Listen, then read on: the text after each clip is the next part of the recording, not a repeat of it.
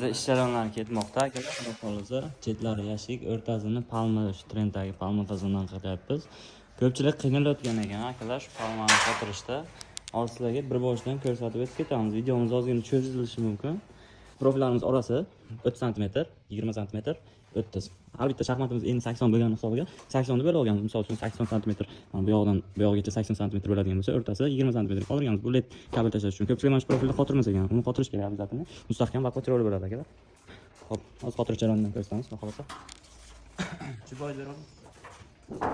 Mana shu buchaklarni salto qilsa olsak, vaqtni berib qolmaydi akalar. Bu stanok baribir ideal bera olmaydi. Chiqib. Birinchi mana shu ip tortib olganmiz, ipdan. Tortib ketamiz. Endi hamma biladi, hammani xotirishlar.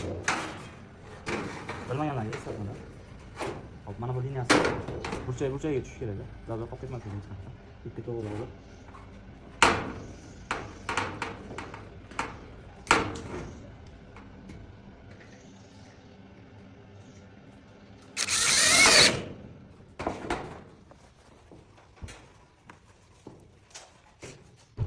Ikkinchi tarafini ipga to'g'ri olamiz.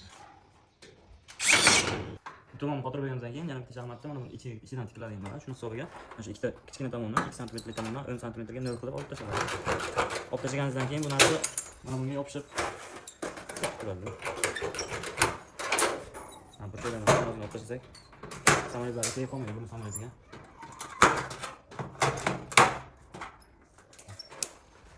Qo'yib ko'ramiz. Mana shunaqa qilib yopishib turish kerak. Ichidan tikkanimizdan keyin ancha vaqt o'tib turadi.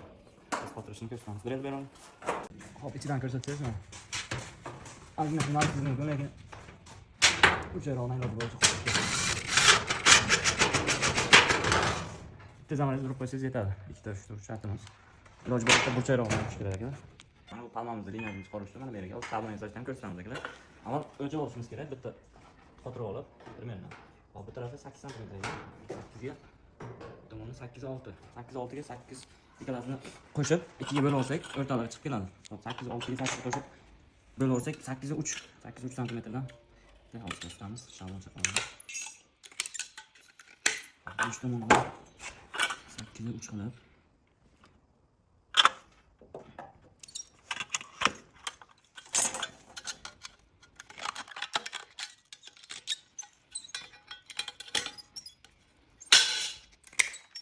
shavondan shu ko'rinishda bo'ladi.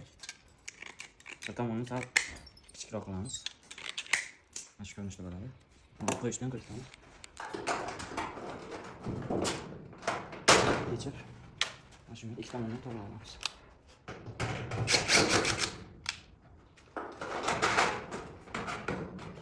Bu tarafdan shu ko'rinishda tomonni turadi.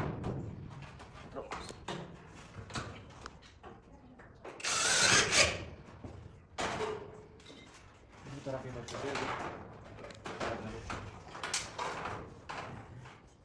Mana qilib alitasini qotirib chiqaramiz.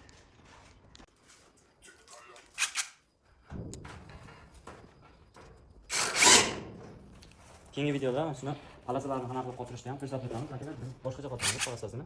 Qiziqqanlar bo'lsa kommentariyaga plius qoldirsanglar, ikkinchi video chiqadi akalar.